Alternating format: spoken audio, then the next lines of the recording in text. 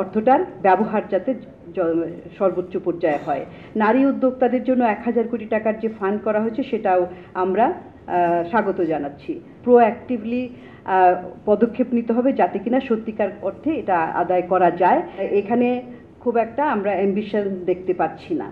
আর কিছু কিছু খাতের কথা আমি বলেছি, শিক্ষা স্বাস্থ্য, আর কিছু ভালো উদ্যোগ যেমন নেওয়া হয়েছে, যেমন ধরেন বিনিয়োগের ক্ষেত্রে যে ই কমার্সের সুযোগ সুবিধা এবং বিশেষ করে ই কমার্সটাকে একটা ফর্মাল সেক্টরে আনা, এখানে সেটা করের আওতায় আনার কথা, এবং বিনিয়োগের ক্ষেত্রে বিশেষ করে পাবলিক প্রাইভেট পার্টনারশিপের অধীনে যে 5040 কোটি টাকার একটা ফান্ড গঠন করা হয়েছে সেটা একটা ভালো পদক্ষেপ। কিন্তু আমরা মনে করি যে আগেও এই পিপিপি মডেলের উদ্যোগ নেওয়া হয়েছিল, সেগুলো কিন্তু খুব একটা আগায় না। এখানে সরকারি ক্ষেত্রে অনেক সময় দেখা যায় আমলাতান্ত্রিক জটিলতা, একটু পিছিয়ে পড়ার, প্রাইভেট সেক্টর আবার খুব দ্রুত আগাতে চায়। দুটোর মধ্যে কিন্তু প্রাইভেট সেক্টরের তালের সাথে, স্পিডের সাথে তাল মিলিয়ে চলতে হবে, এটি একটি বিষয়।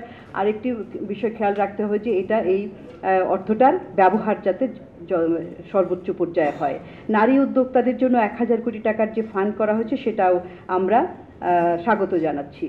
একটি বিষয় এটা খুবই আলোচিত এবং ডিবেটেড, সেটা হচ্ছে কালো টাকার একটা এই সুযোগটা এখানে রয়ে গেছে, যদিও এখানে রেট বাড়ানো হয়েছে। কিন্তু আমরা আগেও বলেছি কালো টাকার ব্যাপারে আমাদের অবস্থান হচ্ছে যে এই কালো টাকার সুযোগ দিয়ে কিন্তু যারা নৈতিকভাবে প্রতি বছর তারা স্বচ্ছ আয় করে স্বচ্ছতার সাথে জবাবদিহিতার সাথে কর দিয়ে থাকেন, তাদের প্রতি একটা নৈতিক একটা আঘাত বলবো।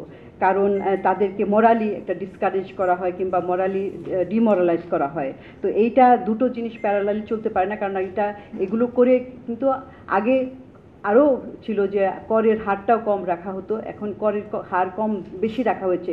কিন্তু তারপরেও আমাদের প্রশ্ন রয়ে গেছে যে এটা থেকে খুব একটা আদায় হয় না। যদি এটা থেকে সত্যিকারভাবে আদায় করার ইচ্ছা থাকে তাহলে কিন্তু খুব ড্রাইভ দিতে হবে, খুব প্রোঅ্যাক্টিভলি পদক্ষেপ নিতে হবে যাতে কিনা সত্যিকার অর্থে এটা আদায় করা যায়, এবং এটাকে একবার দুবার সুযোগ দিয়ে চিরতরে বন্ধ করে দেওয়া উচিত। আর আরেকটি বিষয় যে উচ্চ মূল্যস্ফীতির সময়ে কর রেয়াত কিংবা করের হার কমানো বিভিন্ন জায়গা থেকে, সেটার পাশাপাশি আরেকটা বিষয় গুরুত্বপূর্ণ, সেটা হচ্ছে যে সামাজিক নিরাপত্তার কর্মসূচির আওতা এবং পরিমাণ বাড়ানো। তো আমরা দেখেছি যে সামাজিক নিরাপত্তার অধীনে অনেকগুলো কর্মসূচি প্যারালালি চলতো, 140টার মতো, সেগুলোকে কমিয়ে এখন 95টা করা হয়েছে, এবং সেখানে একটু অর্থ বরাদ্দ কম করা হয়েছে, কম আছে, খুব কম না, কিন্তু বাজেটের তুলনায় এটা 14.7% এবং মোট বাজেটের 1,16,000 কোটি টাকার মতো। ম্যাজিক হার্বাল টুথপেস্ট দূর করে দুর্গন্ধ সৃষ্টিকারী দাঁতের সমস্যা। ইয়েস, দেখাও তোমার ম্যাজিক। কিন্তু এখানে যেটা আমরা আগেও বলেছি, বারবার বলেছি, সেটা হচ্ছে যে এখানে কতগুলি কম্পোনেন্ট যুক্ত করা হয় যেগুলোকে সামাজিক নিরাপত্তা কিংবা সামাজিক সুরক্ষার অধীনে দেওয়া যুক্তিযুক্ত নয়, কারণ এটা একেবারেই অতি দরিদ্র মার্জিনালাইজ জনগোষ্ঠীর জন্য। কিন্তু এখানে কি যুক্ত করা হয়? সরকারি কর্মচারীদের পেনশন, সেখানে আছে 35,282 কোটি টাকা, কৃষি ভর্তুকি আছে 17,000 কোটি টাকা। এখন এই দুটো মিলে যে 52,000 কোটি টাকার বেশি হয়, সেটা বাদ দিলে কিন্তু রয়ে যায় 64,000 কোটি টাকার মতো, সেটা অনেকখানি কমে আসে। সুতরাং এগুলো বাদ দিয়ে যে নেট সামাজিক নিরাপত্তা কর্মসূচি সেইটাকে দেখাতে হবে, সেটা দেখে তারপর তুলনা করা যেতে পারে যে আসলেই দরিদ্র জনগোষ্ঠীর জন্য কী করা হলো।